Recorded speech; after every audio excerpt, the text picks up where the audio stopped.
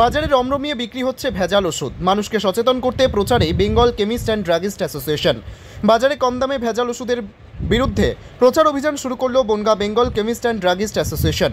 রবিবার সকাল থেকে বনগাঁ হাসপাতাল সংলগ্ন এলাকা, বনগাঁ বাজার সহ বাগদা, গাইঘাটা, গারাপোতার একাধিক বাজার এলাকায় ওষুধের দোকানসহ পথচলতি মানুষের মধ্যে লিফলেট বিলি করে ভেজাল ওষুধ ও কম দামি ওষুধের বিষয়ে সচেতন করেন তারা।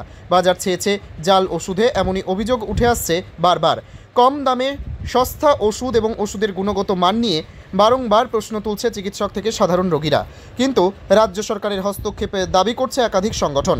তার মধ্যেই মানুষকে সচেতন করতে এবার রাস্তায় ওষুধ বিক্রেতা সংগঠনের সদস্যরা। তারা বলেন, পরিচিত দোকান থেকে বারকোড দেখে এবং বিল করে ওষুধ নিতে হবে, তাহলে ভেজাল ওষুধ অনেকটাই রোধ করা যাবে। পাশাপাশি ভিন রাজ্য থেকে যে ওষুধগুলো আসছে সেদিকেও নজর দিতে হবে। আজকে কি নিয়ে আপনাদের এই প্রচার কি হচ্ছে?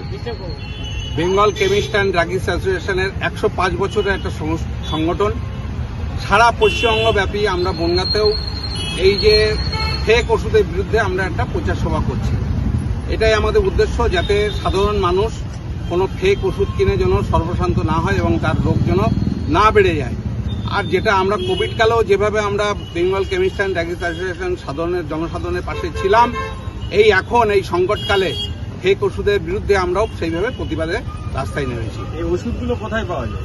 এই ওষুধগুলো বাইরের স্টেট থেকে আসছে, বিভিন্ন দোকানেই তো পাওয়া যাচ্ছে। বিভিন্ন দোকানে কিছু, আমাদের মধ্যেও কিছু অসাধু ব্যবসায়ী আছে নিশ্চয়ই, না হলে তাহলে পাচ্ছে কোথা থেকে? সাধারণ মানুষ চিনবে কি করে ওষুধগুলো? তার জন্য কিউআর কোডের ব্যবস্থা করা হচ্ছে। কিউআর কোড দেখে ওষুধ কিনবে এবং আপনার স্থানীয় পরিচিত দোকান থেকে, যে সমস্ত লাইসেন্স প্রাপ্ত দোকান আছে, সেই লাইসেন্স প্রাপ্ত দোকান থেকে আপনাদেরকে ওষুধ কেনার জন্য অনুরোধ করা হচ্ছে। আপনাদের সাংগঠনিকভাবে কি আপনাদের সংগঠনে যেসব দোকানদাররা, ব্যবসাদাররা আছেন, তাদেরকে কি এই বিষয় নিয়ে সচেতন বা বারণ করছেন? বারবার আমরা সচেতন করছি এবং আমাদের সংগঠনে যারা ছাতার তলায় আছে তারা সচেতন ইতিমধ্যে হয়েছে এবং আমরা দায়িত্ব নিয়ে বলছি, আমাদের সংগঠনের ছাতার তলায় যারা আছে তারা এই ধরনের অসাধু ব্যবসায়ীর সাথে যুক্ত। আপনার নাম?